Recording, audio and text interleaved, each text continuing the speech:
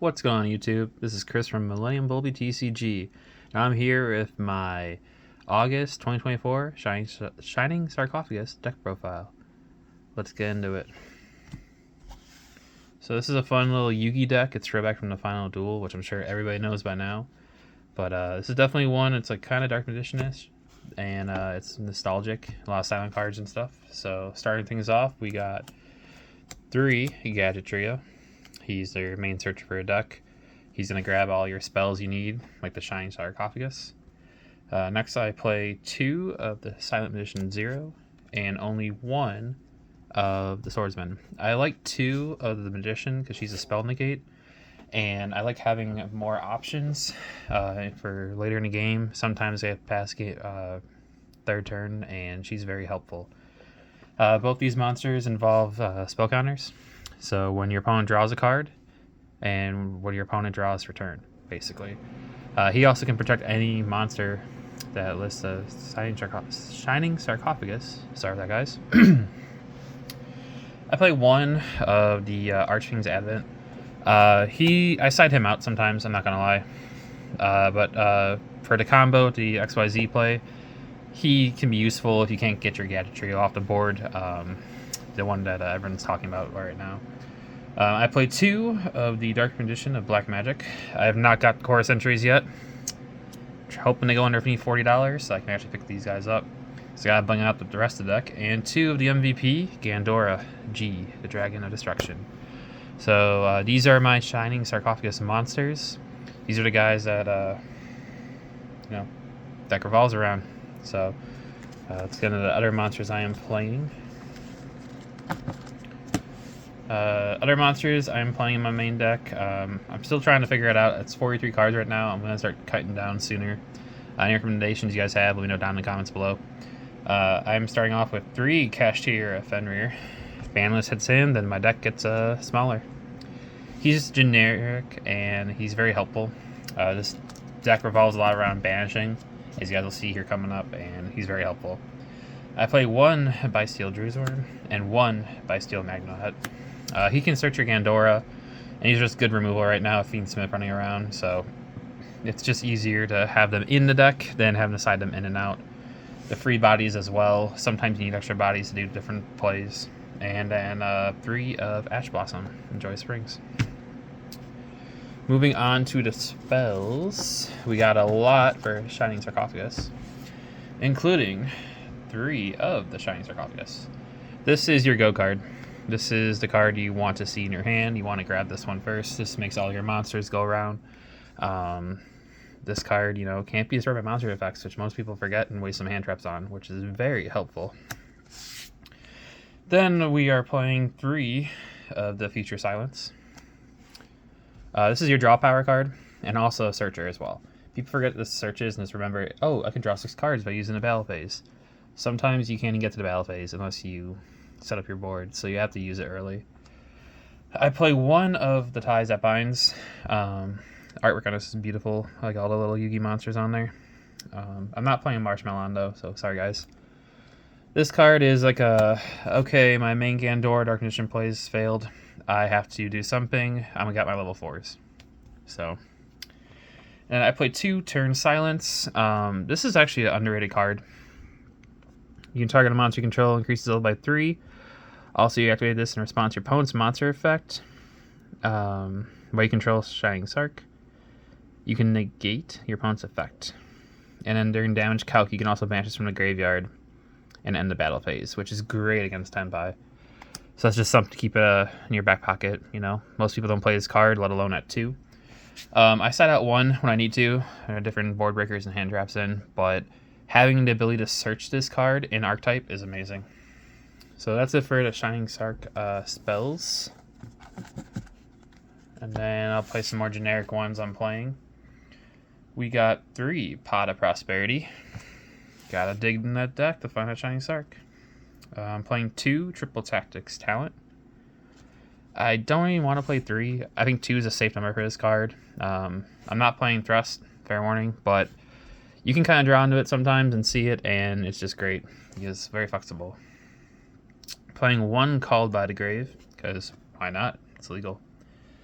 And then I'm playing 3 Super Polymerization. This is my board breaker. I'm just trying to dig deeper into breaking my opponent's board, because if I go second and I don't have like shifter lined up or anything, or my board built, it's great to break it with this, because not a lot of people can respond back to it unless you chain block. So there's always that. The last spell I am playing is the Secrets of Dark Magic. This needs a holo print now because I have to play it in this deck as well. It's your fusion card. That's my main way to Dragoon with the Dark Magician with Black Magic. He's the main card I set off of him. So that's an easy Dragoon with him and Gandora. So free negate, we'll always take. And speaking of, cards with the Dark Magician, I am testing out the 1 copy of Dark Magic Mirror Force. I'm still undecided on it. It's just so new, and having 2 options to set is great.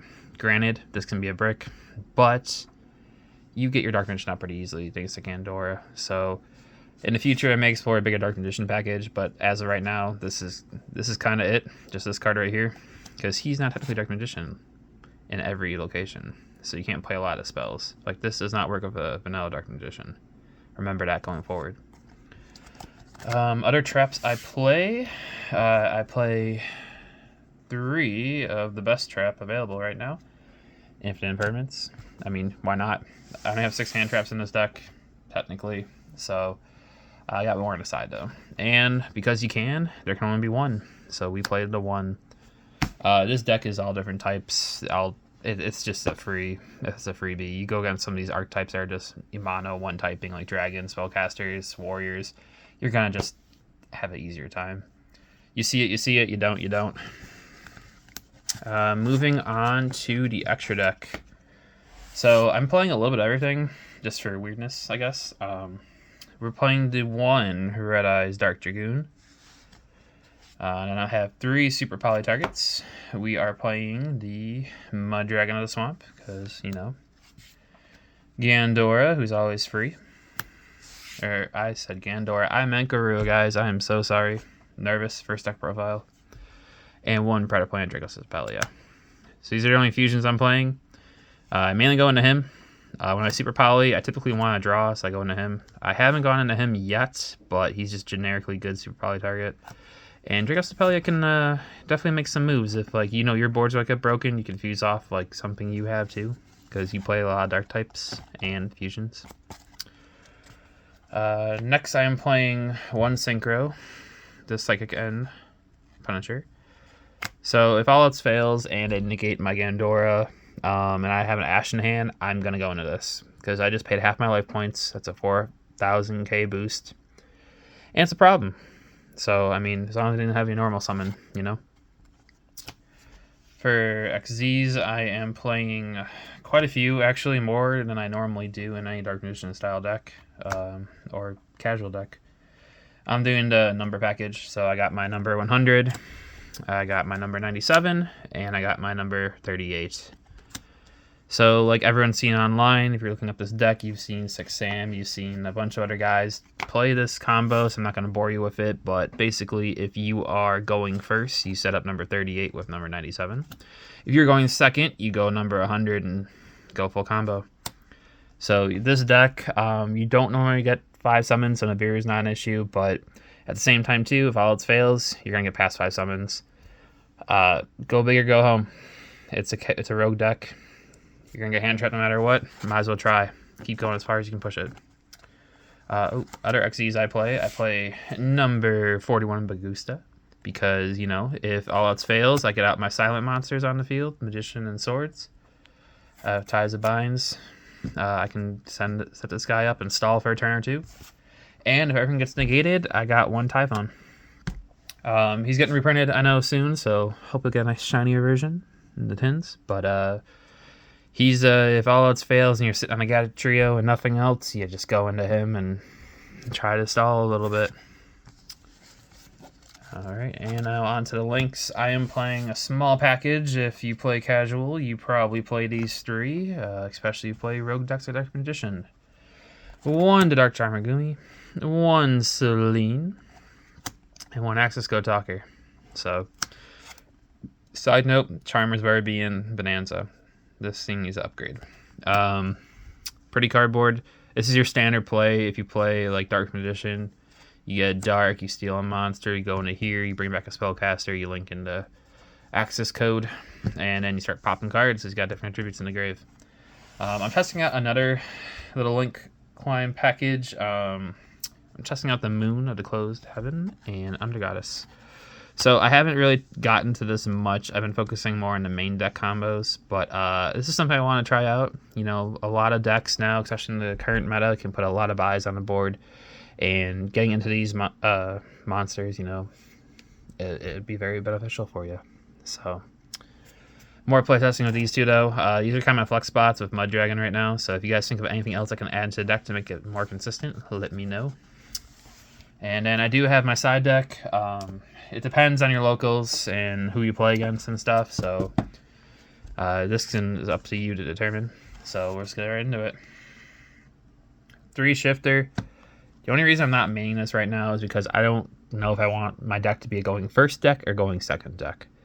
And if I'm going first deck, this card is in. If I'm going second, I'm keeping like Super Poly. With that number dragon package, you can make off Gandor and your bootleg Dark Magician. You can really, you know, either option is viable. So for me right now, I was playing against some family, friends. So and Shifter is makes you not have those. So he is in the side right now. I'm also playing 3 Drill and Lockbird because everybody's again that deck. And to counteract that, I got 3 of the Cross-Out Designator. Just good generic card, helps your plays go off. And if I go more going second build, I'm going to put in Forbidden Droplet. It's just a great card right now. And I have spells and traps and everything else to negate. And to negate those pesky spell and traps, we got 3. Oops, sorry guys. Oh, Cosmic Cyclone.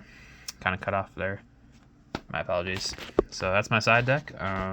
Again, you know, this is a fun rogue deck to play.